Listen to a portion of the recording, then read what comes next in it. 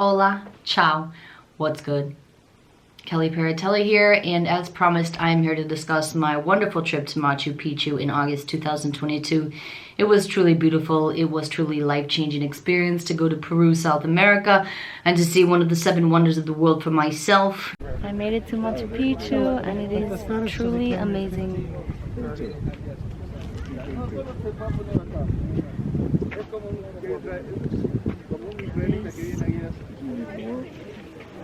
I'm so happy to be here. It is unbelievable, really.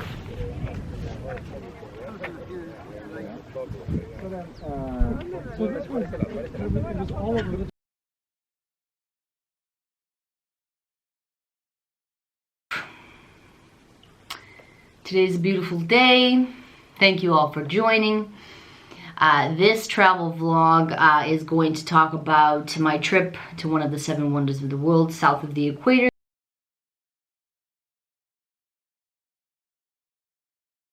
So, I'm going to talk about my experience going to Peru, South America. It was one of the most beautiful places I've ever been on earth. There's the reason it's one of the 7 wonders of the world at Machu Picchu. It was a magical place. It was absolutely beautiful.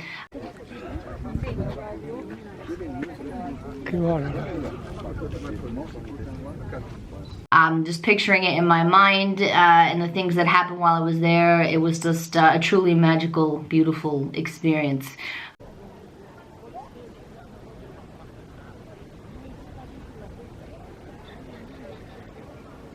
That I'm happy to share with you. So again, thank you for joining. Thank you for giving me your time and energy here for me to tell my story and share my experience with you, give you maybe some tips and tricks about travel and let you know what it was like for me. So, okay, Machu Picchu, Peru, one of the 7 wonders of the world and my second world wonder. My first was the Colosseum in Rome in Italy.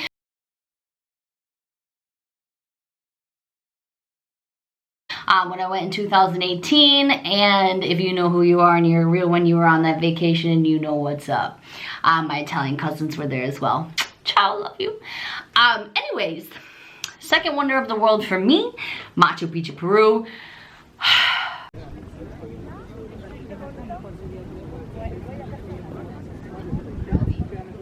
Seriously, truly magical. Something about this place really was high in spiritual energy. I could feel it. View of all this one, and then you walk into here. Yes,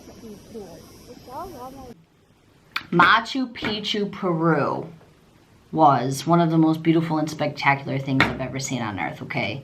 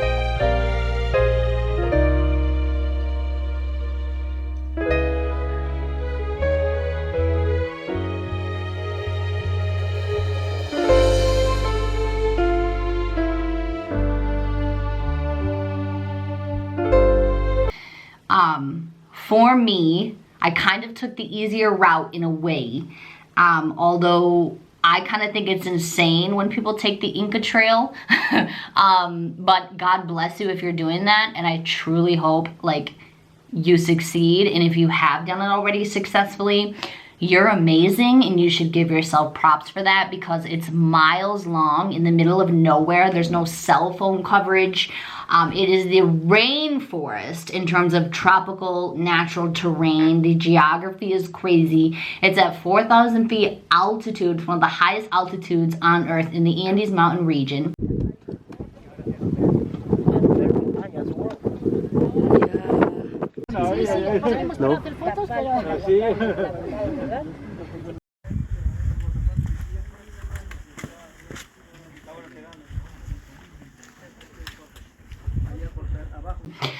In Peru, South America. Machu Picchu is northwest of Peru. If you look on the map, it's in a rainforest mountain region. The climate is very strange and unique to Earth, because there's like multiple climates kind of mixed together, multiple geography elements coming together in this mountainous region. Look at it. It's like you are now in the top of the world. Wow. Some people believe that it was built by supernatural forces or alien technology. Some people just marvel at it scientifically, biologically, how it was possibly created, because if you look at the stone structures, the pieces of stone slab are like bigger than most human beings in size even today, in height and weight.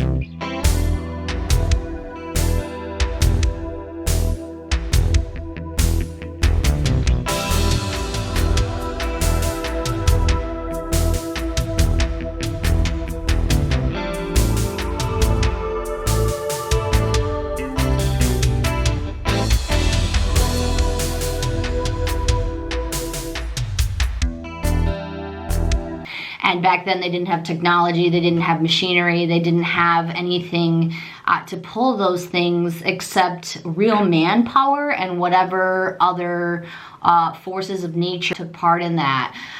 Because it's just, seeing it is different in person. Okay, so we have just come into Machu Picchu, and you can see how beautiful it is, rainforest. It's different in person to see it than it was in a picture book or online or even a travel vlog, but I'm gonna give you what I saw for real.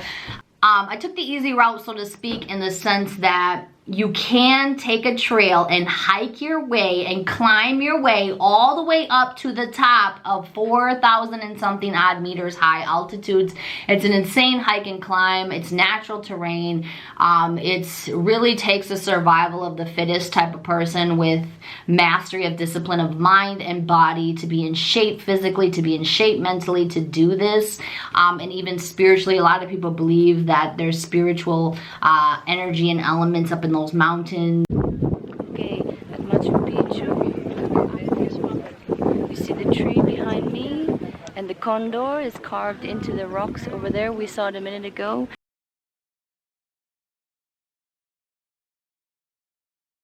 And it was a very spiritual experience, because it said that it connects you to the higher powers, to the higher heavens, to the heavenly realms. That's what the Incan people believe, and here in Peru.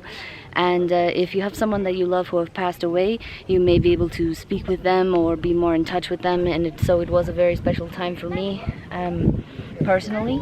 I felt a lot of good energy there, and so I just wanted to tell you that this area of Machu Picchu is high in good energy, and it's very beautiful. We're very lucky for the weather, and it's sunny. We went in the morning, so it's a little bit better in the morning to go. In the afternoon it gets really hot.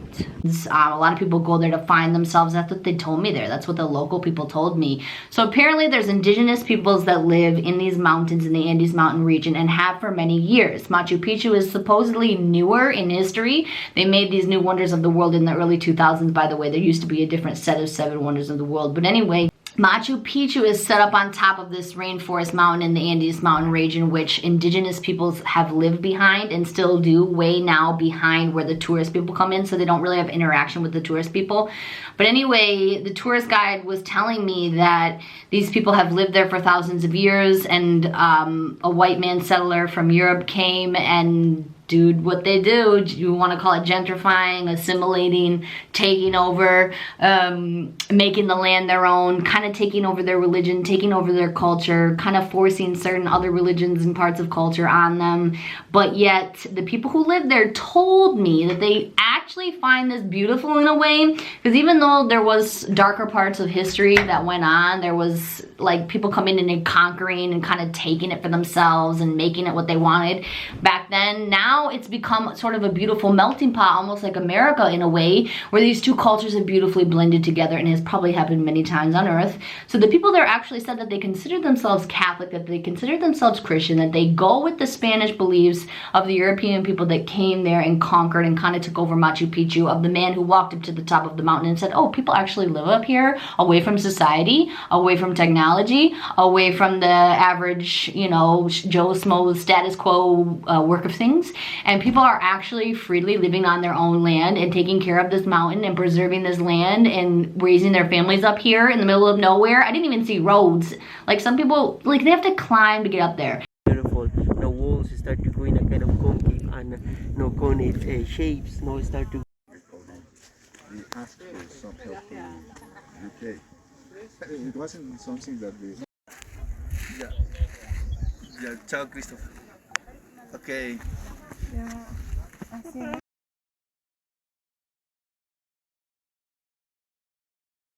Anyway, it's crazy. So, but they chose to live that way for years. These people wanted to live there until another white man came in and took over, whatever the case may be. He was Spanish, as in from Spain.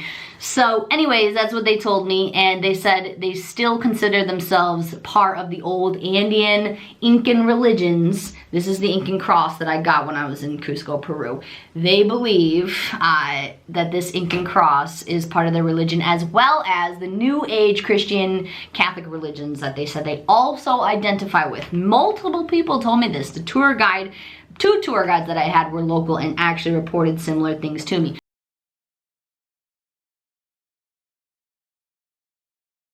But anyway, I got really lucky because I booked this Machu Picchu tour kind of late. Like it's a huge tourist attraction, and August is a huge month for people to go because it's only like in the 60s. So it's great time. It's not too hot to climb, you know what I mean? Because you already get hot and sweaty when you're climbing. Because there's a lot of climbing, there's a lot of hiking at this wonder. It's on the top of a giant mountain at one of the highest altitudes on earth.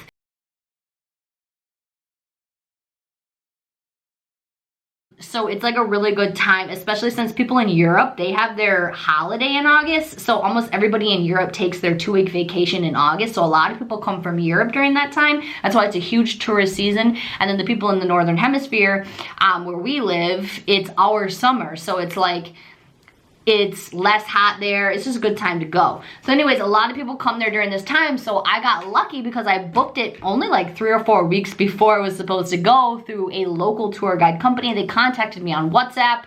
They contacted me and they put everything together in place. And I didn't find out until I was there that I actually was not going to be with a group. I was with one man, one tour guide. His name was Charlie. Shout out to Charlie because he was awesome and he took pictures of me and videos of me for my blog. He told me that my video was going to be fire.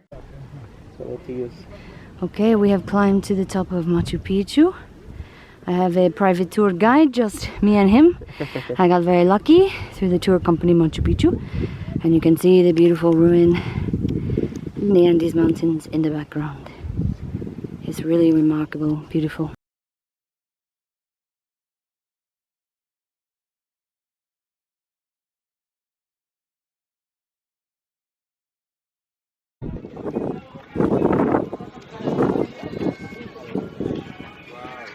I am so happy to be at Machu Picchu, one of the 7 wonders of the world.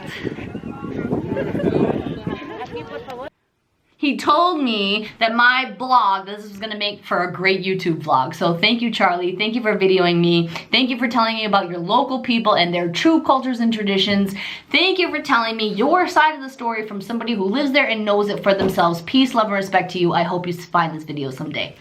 Anyway, he went with me from the bottom to the top, and instead of hiking and climbing, like I said, I kind of took the easy touristy way, but I'm not gonna lie to you, I'm a total tourist. I am a tourist. I've always been a tourist, and I'm proud of it because I love it, and I love learning, and I love exploring, and I love adventuring, and I love traveling, and I love seeing all that touristy shit because, for many reasons.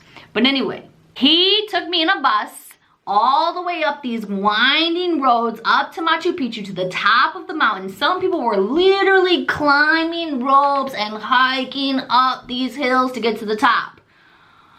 Almost 5,000 meters. It's like 4.5 some shit. Anyway, I'm taking a bus to the top to where you show your passport and your ticket to the people in the entryway, and then you still have to climb after that.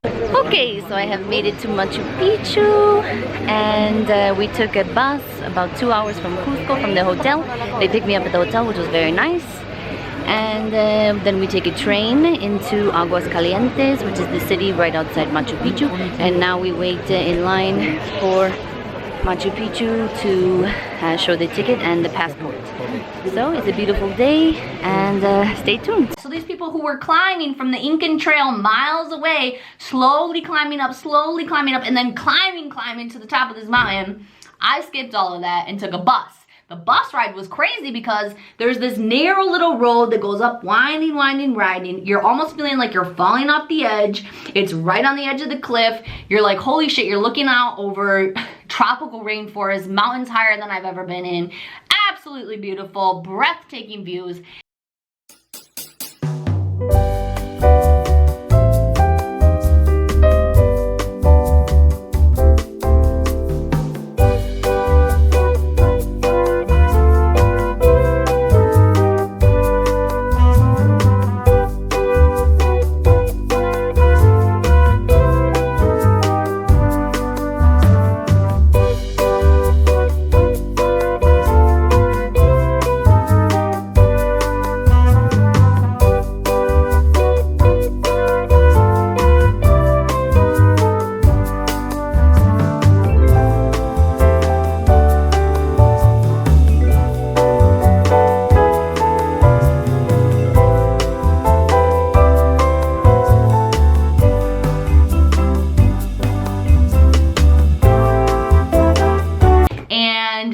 Totally unfazed because he's done it a million times and that's his job. He's a tour guide and he's lived there his whole life. And he was telling me on the way up that he tried to do the Incan Trail as a local man who's way more fit than I am, and that he ended up hurting and breaking one of his legs. He told me I could tell this story, by the way, and that he literally had to be put onto a horse and carried up the mountain because his leg broke, and they didn't have cell phone communications on this Incan Trail. So that's why I'm like, hell no, shout out to you, Charlie. Shout out to you real ones doing them trails, but I wasn't about to do all that. Anyways, I'm glad I took the bus. I'm glad he told me his stories.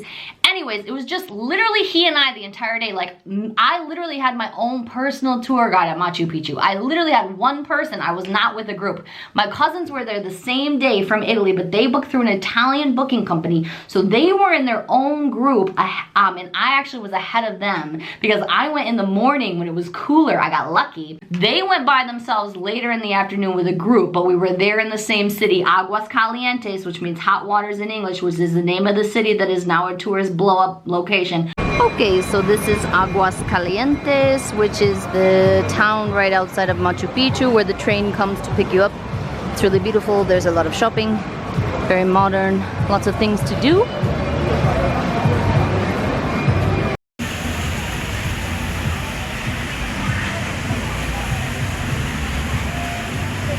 This is Aguas Calientes outside Machu Picchu.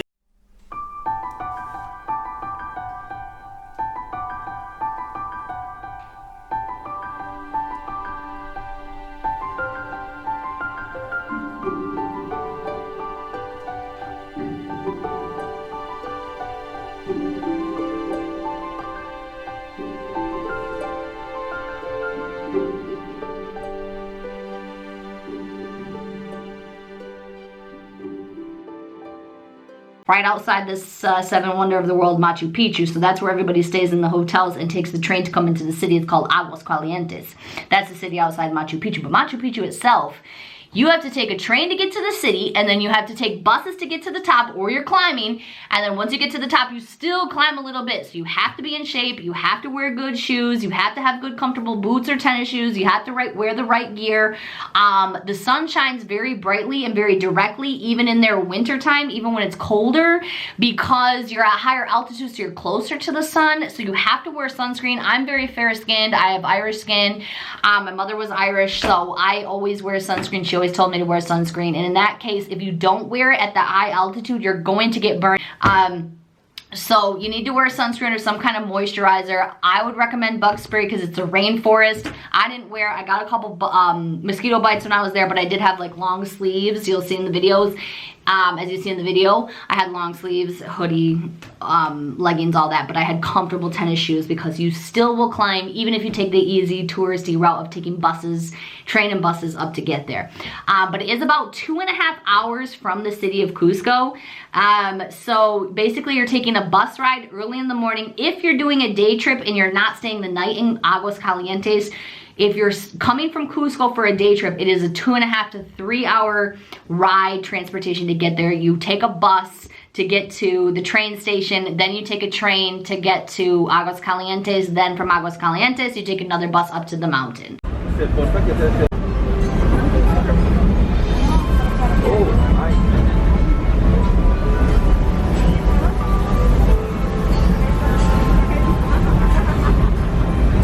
Cordillera de los Andes.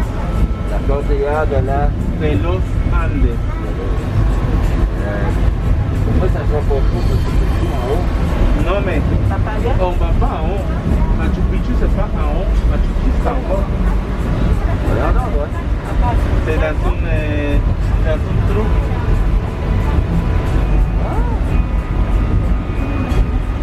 Cette vallée. On the train to Aguas Calientes in Machu Picchu.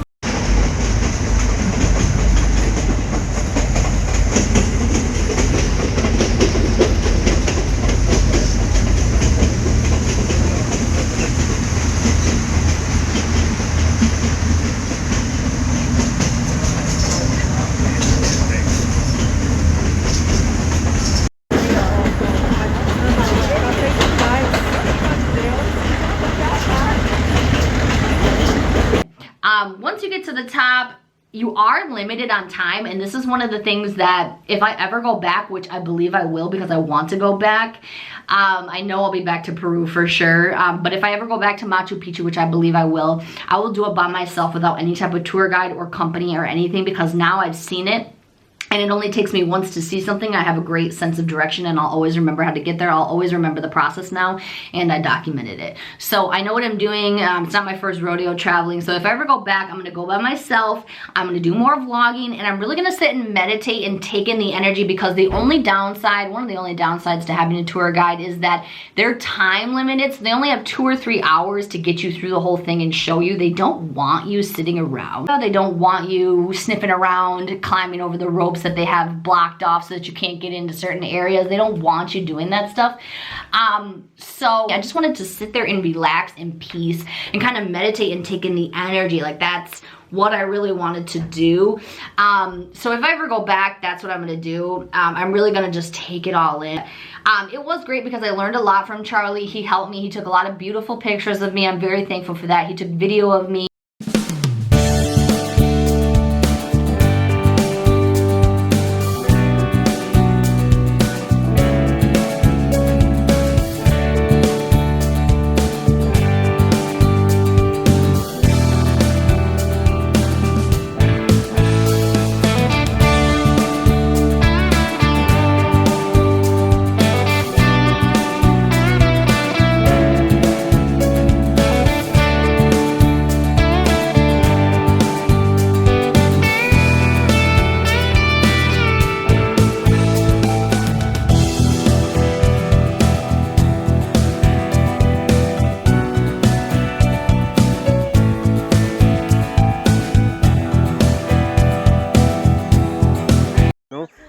really strong red body animal. Wow, Machu Picchu. It's okay, just shoot it. No. Go away. There. Your arms. Why? Yeah, for sure.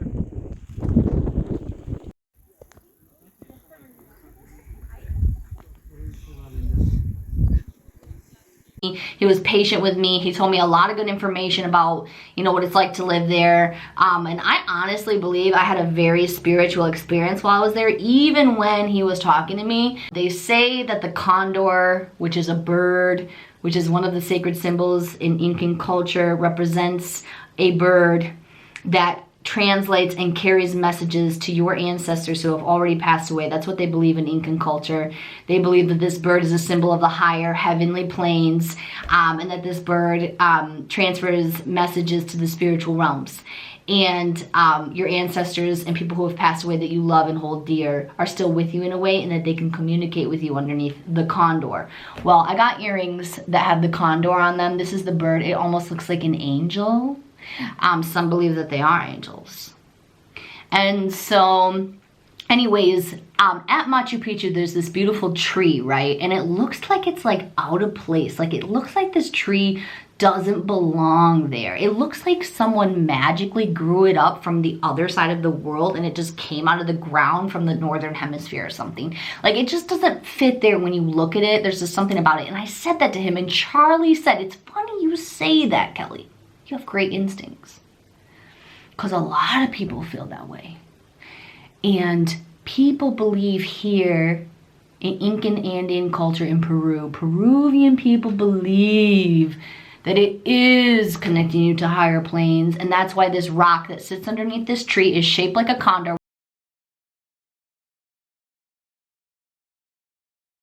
with a bird, and its wings spread open high. Its wings spread open high. The rock formations look like a bird underneath that tree. I took videos, I took pictures, and I swear to you, I felt that energy.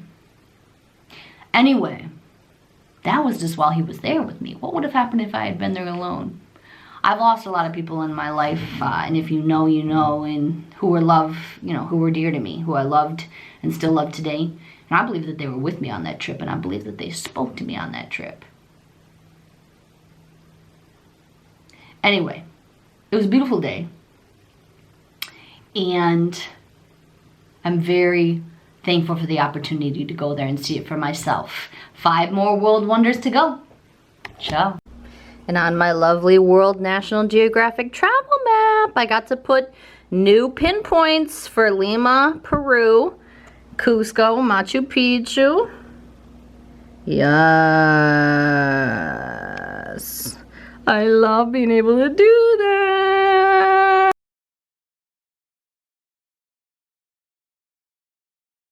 Peace, love, and respect. I love y'all.